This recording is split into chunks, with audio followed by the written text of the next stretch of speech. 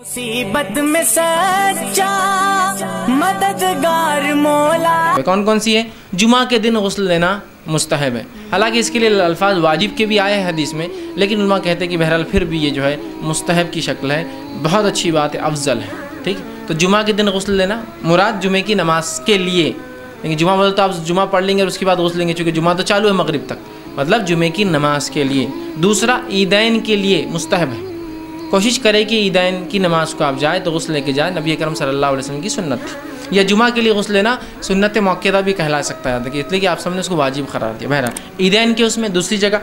तीसरा जो है मैयत को गुस्ल देने वाला भी गुस्ल ले, ठीक, मैयत को गुस्ल देने वाला भी गुस्ल ले, मैयत को कांधा देने वाला जो है वज़ू करे। ठीक, इसी तरह चौथी चीज़ जो है एहराम बांधने से पहले गुस्ल करना मुस्तहब है। नबी अकरम सल्लल्लाहु अलैहि वसल्लम को देखा गया, आप जो है आपने जो एहराम बांधने से पहले जो गुस्ल किया।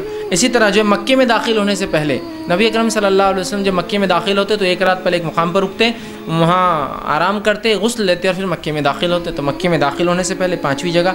छठी चीज़ जो है इस्तिहाज़ा वाली औरत भी गुस्ल कर सकती है चाहे तो, ये मुस्तहब है, उसके लिए फ़र्ज़ नहीं होता, इंशाअल्लाह आगे तफसीलात आने वाली है। इस्तिहाज़ा वो खून होता है जो हैज़ से हटकर कभी यूँ ही आ जाता है, जिसका रंग हैज़ के खून से अलग होता है, लिहाजा उस पर गुस्ल वाजिब नहीं होता, मुस्तहब है, हालात है, सहूलत है तो ले ले, नहीं तो कोई मसला नहीं, सिर्फ शर्मगाह धो ले, कपड़े का वो हिस्सा धो ले तो वो पाक है, वज़ू कर ले और नमाज़ पढ़ सकती है। ठीक, सातवीं जगह जहाँ इंसान गुस्ल लेंगे मुस्तहब है वो है गशी, कोई बेहोश हो जाए, गशी तारी हो जाए, उठ जाए तो ये भी मुस्तहब है कि गुस्ल ले ले, इसलिए कि पता नहीं उसका जब गशी तारी हुई तो क्या मामला हुआ। ठीक है, तो बेहतर है। आठवीं जगह जहाँ आप गुस्ल ले सकते हैं मुस्तहब है वो ये है कि मुशरिक को दफनाने के बाद अली बिन अबी तालिब रज़ी अल्लाह अन्हु ने एक बार नबी अकरम सल्लल्लाहु अलैहि वसल्लम की खिदमत में हाजिर और कहा मैंने अपने वालिद को दफना के आया हूँ, तो आपने कहा फिर तो गुस्ल ले ले।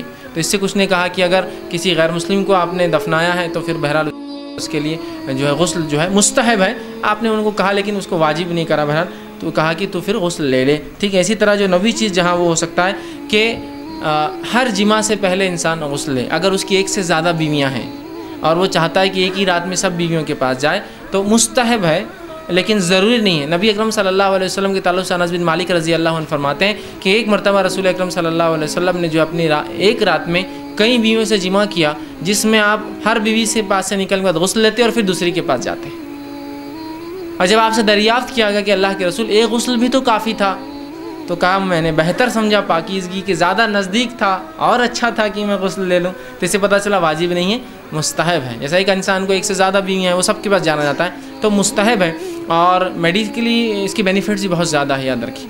और जहाँ एक ही बीवी से आपको एक से ज़्यादा बार हम बिस्तरी करना है एक रात में, तो तब आपको जो है वज़ू करना चाहिए बीच में, एक जिमा के बाद वज़ू फिर दूसरी बार, ये भी मुस्तहब है, वाजिब और फ़र्ज़ नहीं है, लेकिन ये भी तहरा से बड़ा करीब है, याद रखिए। और एक से ज़ायद बीवियाँ मतलब इंसान चेंज हो रहा है तो ज़ाहिर सी बात है फिर गुस्ल लेना ये बेहतर है, खैर मुस्तहब है, लेकिन कोई वाजिब नहीं, याद रखिए। तो आप उसको वजूब की हद तक न ले जाए, कोई मसला नहीं उसमें। ठीक, तो ये वो मुकाम थे जहाँ गुस्ल टूट जाता है, गुस्ल वाजिब है, ये वो मुकाम थे जहाँ गुस्ल मुस्तहब था।